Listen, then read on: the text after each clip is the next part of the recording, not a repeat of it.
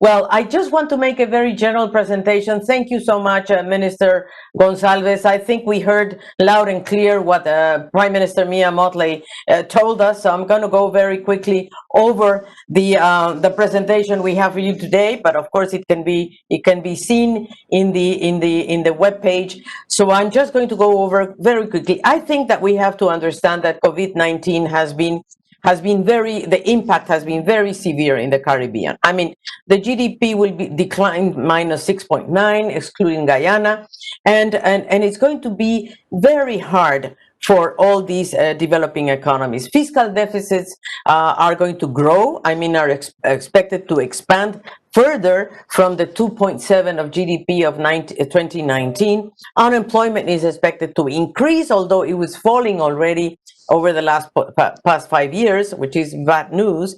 And of course, the high levels of debt. I think this is very important and are increasing precisely because of the investment that these countries are making in COVID-19. So we can see that really the Caribbean economies are going to be very hardly hit, and the public debt versus the fiscal balance is also bringing some economies to a very difficult edge. So we really need to consider this very carefully.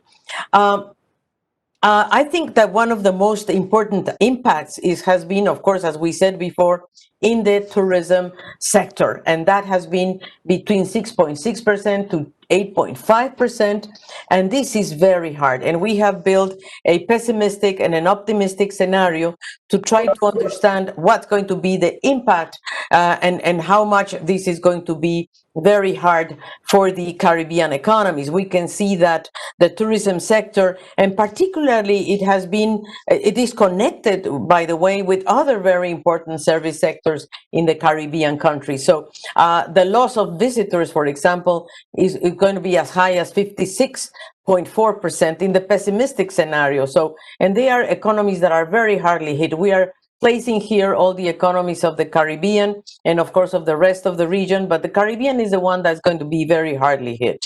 And of course this is going to produce job losses. It's already doing that, and most of it is going to go for the female labor force. I mean, the women are the ones that are working so hard in this sector and in accommodation and food service, and 10.5% of the female labor force is linked to this sector. And of course, when we look at the energy sector in the Caribbean will decline, especially the global oil demand, which is declining already, and will reduce the GDP growth very much in Trinidad and Tobago, of course, which is a oil producer, and Guyana. We have built 3 scenarios: the base, the pessimistic, the optimistic.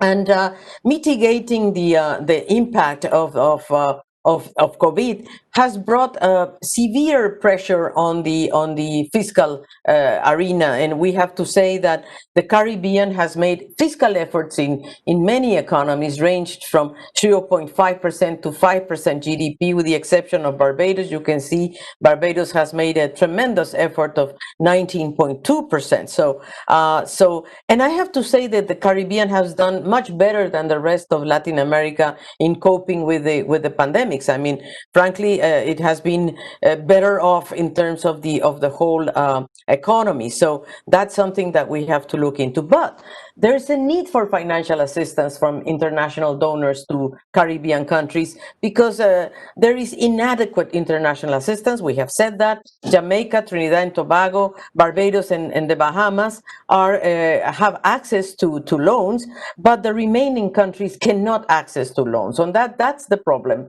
And I think this is complementary to what Prime Minister Mia Mottley was saying, because of course Jamaica, Trinidad and Tobago, Barbados, and Bahamas do have access to loans, but the remaining countries cannot.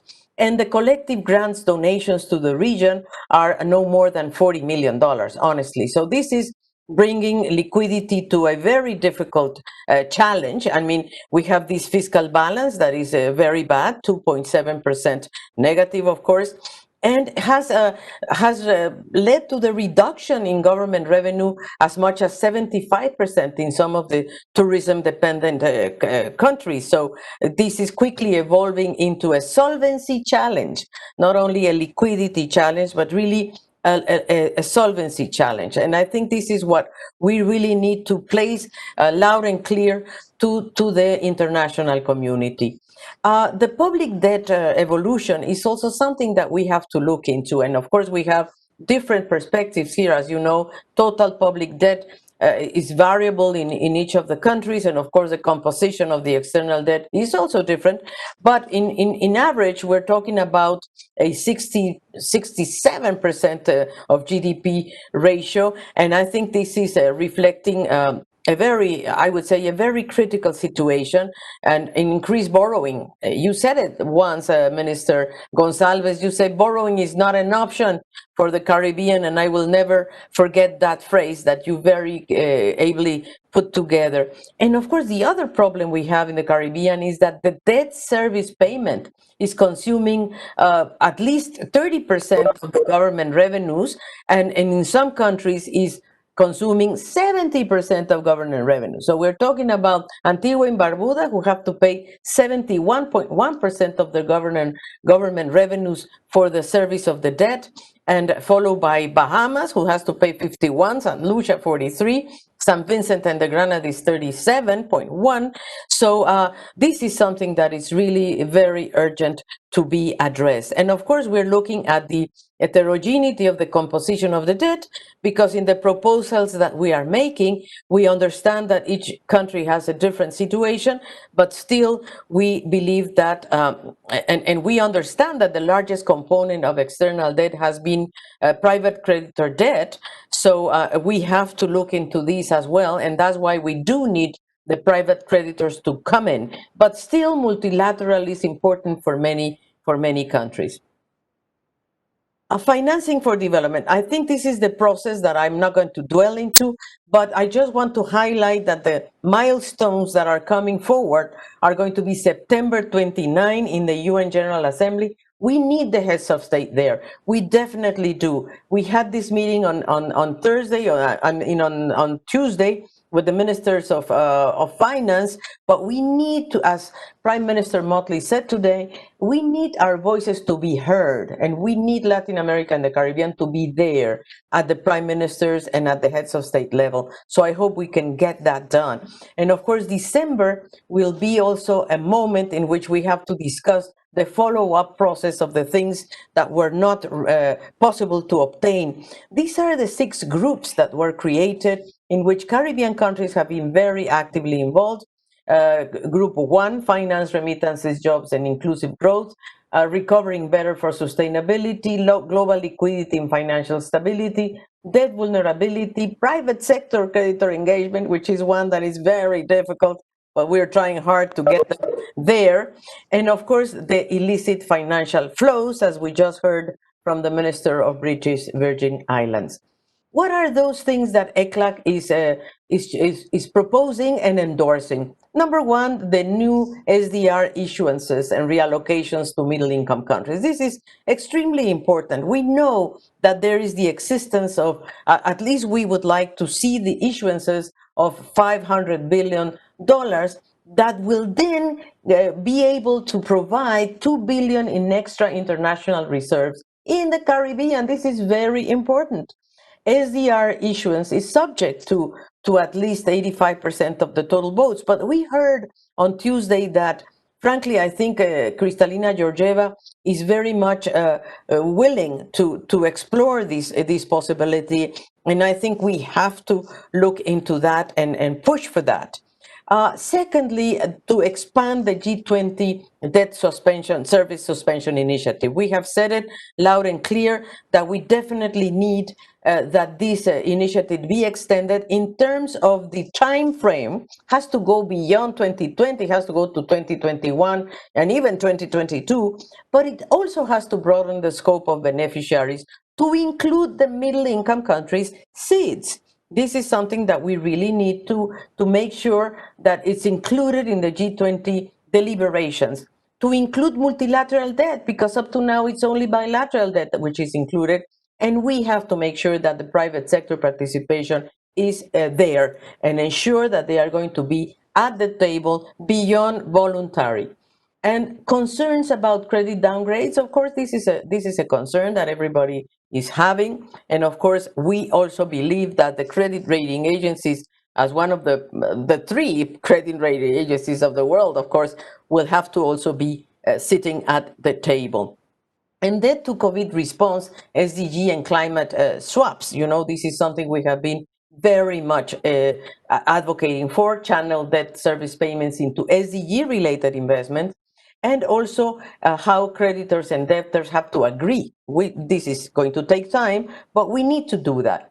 And of course, we are advocating for the creation of a regional resilience fund to provide low-cost, medium-term financing for small, vulnerable economies. Partners should be convinced to participate. This is something that we need. We have to institutionalize state contingent debt instruments. We believe this is very important for the Caribbean. For example, the hurricane clauses that are being used in a case by case, but they have to be normalized, actually. The diaspora, for example, bonds, and there should be also trade bonds, probably, or income bonds that could be explored. And of course, we need to make sure that this is included. International mechanisms for orderly sovereign debt restructuring. We believe that there has to be a sovereign debt forum and a debt authority as a standing body. And also we of course need to clarify a little bit better the procedure and legal actions.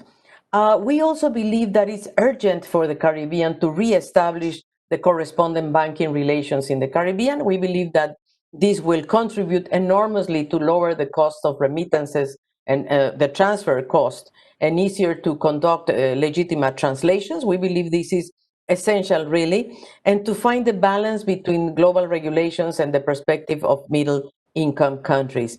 We are also advocating to expand the role of the UN Tax Committee and reduce country asymmetries, because we believe that, for example, the voices of small island development states are not sufficiently heard, and we need to have them there. So we need that voices to be loud and clear and to be heard, actually.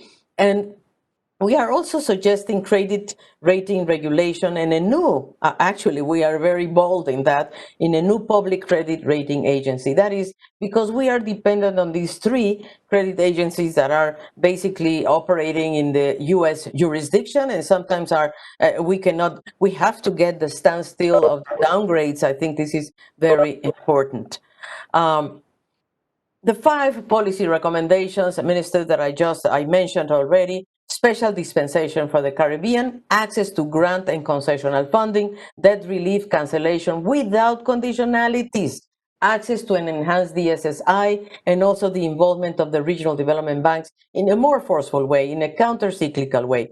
The issuance and reallocation of SDRs, as we said before, the engagement of bilateral creditors, including the Paris Club, establishment of a Caribbean Resilience Fund to facilitate, as we said, the capital investment to build economic and climate resilience, and the initial capitalization of $7 billion.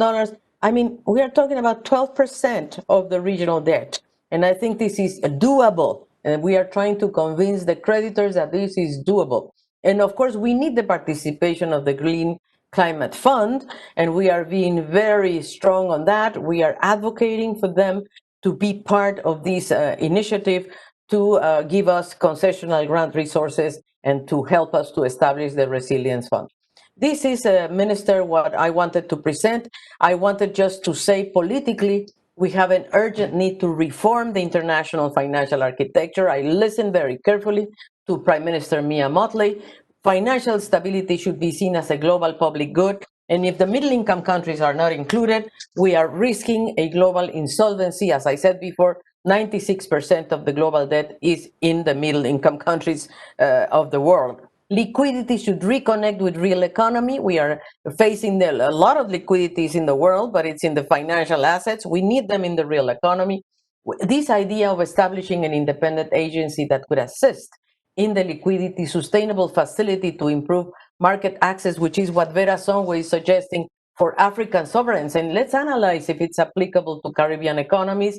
The UN Tax Committee to become an intergovernmental body, but should include the voices of the small economies to discuss and address your issues related to black and gray listing and corresponding banking, and of course to review the income per capita criteria for mixed seeds and include the vulnerability indicator.